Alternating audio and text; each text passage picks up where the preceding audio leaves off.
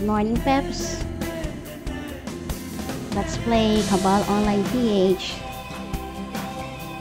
So, ayan. Nandito ako ngayon sa Channel 1. Maraming players dito, guys. Kasi, ito yung trade channel na tinatawag.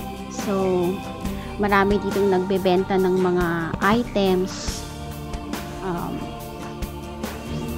Besides kasi kay Ekaterina, guys, meron din tinatawag na personal shop kagaya nito. Ayan. So, pwede kang mag-personal shop. Ayan. Tatambay ka muna dito sa channel 1 para lang mabili yung mga items na binibenta. So, iba kasi, guys, mas gusto nila yung personal shop pag kunwari yung mga items na binibenta nila is yung mga iba items ganyan. O kaya pag wala na silang space dun kay Ekaterina. Ito kasi, guys, pwede ka rin dito magbenta kay Ekaterina. Pwede ka rin bumili kay Ekaterina, purchase, tapos dito register. Ayan. So, ayan, guys. Check ulit natin yung ating dungeon for the day.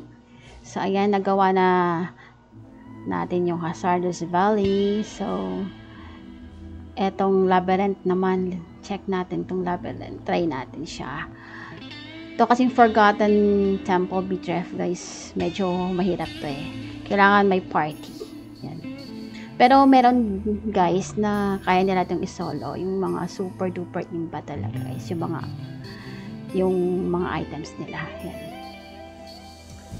So, yan, guys. Labyrinth. Check natin si Peddler Onon. Ayan. So, ito yung ano, guys, yung entry ng ng labyrinth. Dragon's Lake. Yan. So, kailangan natin ng Dragon Jewel. So, meron na akong Dragon Jewels. Tapos, Stained Clones. So, guys, ito yung tinatawag na Dragon Jewels. Yan. So, kailangan mo yan dyan, guys, ng mga 5 Dragon Jewels. Tapos, Stained Clone na 3. Stained Clones. Wala akong Stained Clones. So, kailangan kong bumili kay Ekaterina. Meron naman, guys, nagbebenta sa personal shop. Pero, mas gusto ko na lang bumili kay Eka para mas mabilis. Yan.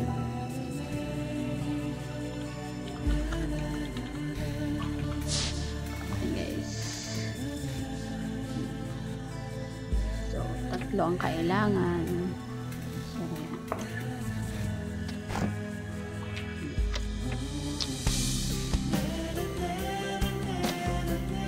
Balik tayo kay Peddler Onon. Buy na natin yung Dragon Slate. Kailangan meron din tayong 5 million else, guys, para mabili natin yung Dragon Slate.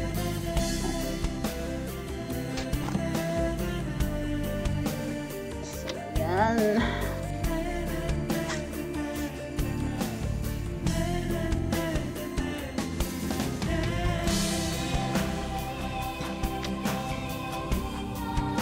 So, ngayon, hahanapin natin yung labyrinth. Yan. Saan ba yung labyrinth? Check natin. Ayun. Andito siya, guys. Oh.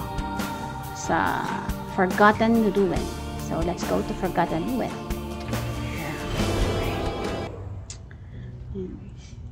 Tingnan nyo, guys. Para tayong nasa Egypt, diba? Yan.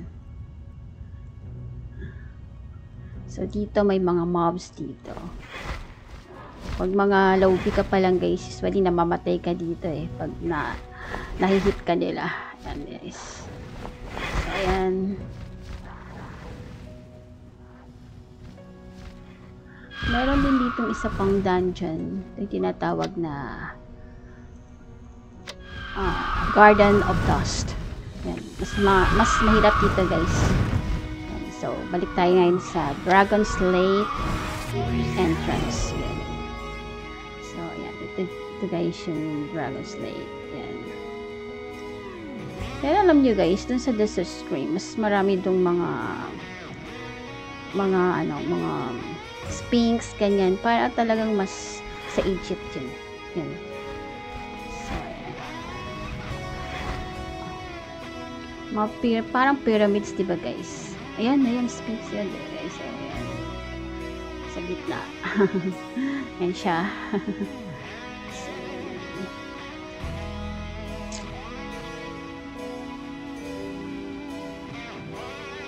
Ito yung ano guys, yung entrance ng labyrinth. Ayan. So, dito guys, kailangan mo ng combat power at least 420,000. Ayan guys. So, ay guys, may nag-chat guys sa sa guild namin, si Odessa Wilson. Natanong niya kung ako daw ito. Teka, sagutin natin.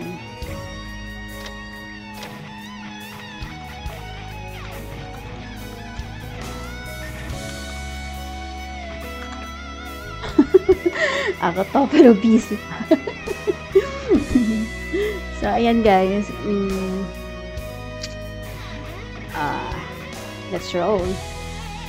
Pasukin na natin ang labyrinth. Yan.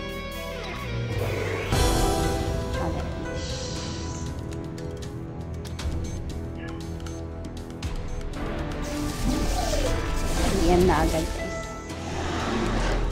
Tapos, buff potion agad. Yan. Little bit worried, but let's move forward. Let's enter the portal.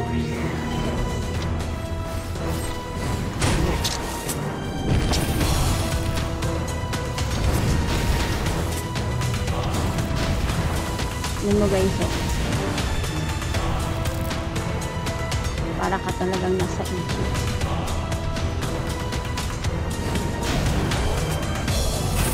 May mga mummies yan. Anubis yan.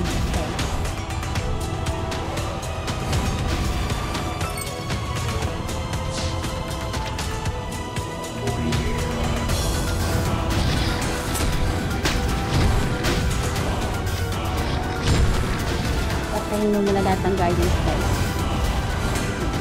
Ay ito, meron pa. So itong giant guardian yata, kailangan talaga siyang mag-heal. Yan, mga giant guardians. So ayan.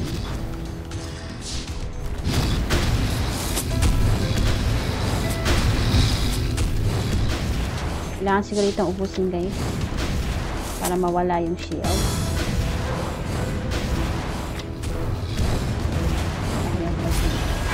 So, meron kang dapat. Ayun, mga chaos pala. Ito, ancient guardian. Saka ito talaga yung dapat katayo. Saka itong distract.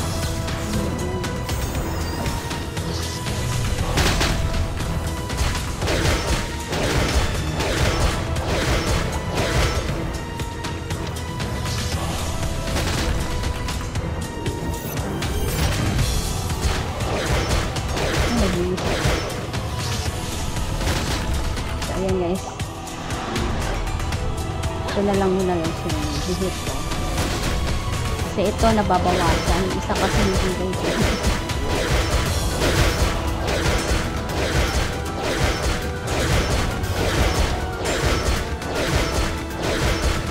kailangan natin ng GM Blessing para mas malakas tayo. Ito kasi masyadong kabisado dito guys. Enter the portal.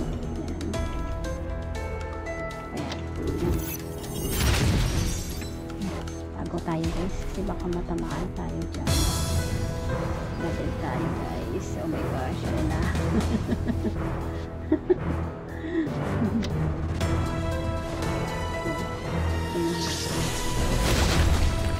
Shadow of Darkness Galigo.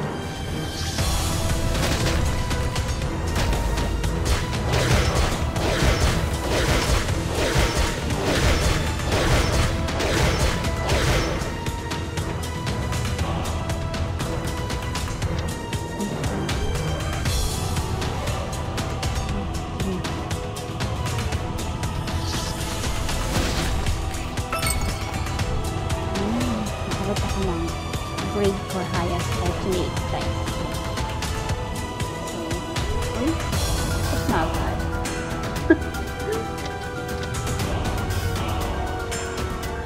Tinatanong niya ako kung may dragon sword ako. Ay, wala akong dragon sword. Ano yun? Ayun. So, ayan. Let's enter the portal. So,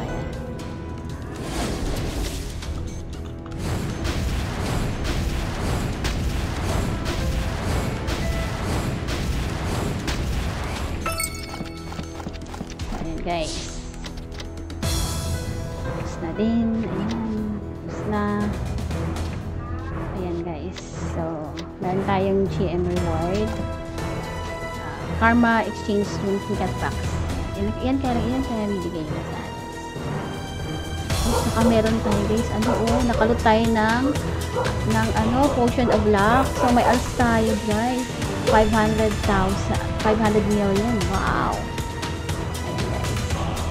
Confirmation. Ayan. Roll the dice. So, ayan.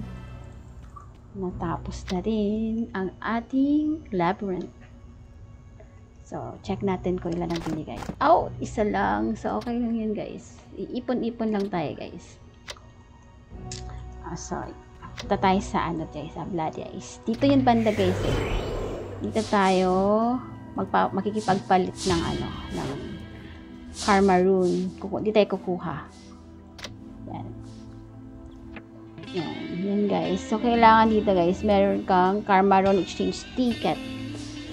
Yan. Dito kailangan 45. Dito 45. Dito talaga yung ang dami 150. So, ayan. 45.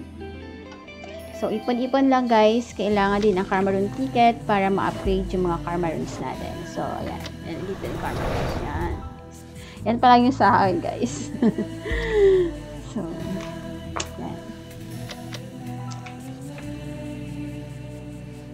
yan nyo guys, marami talagang players dito guys.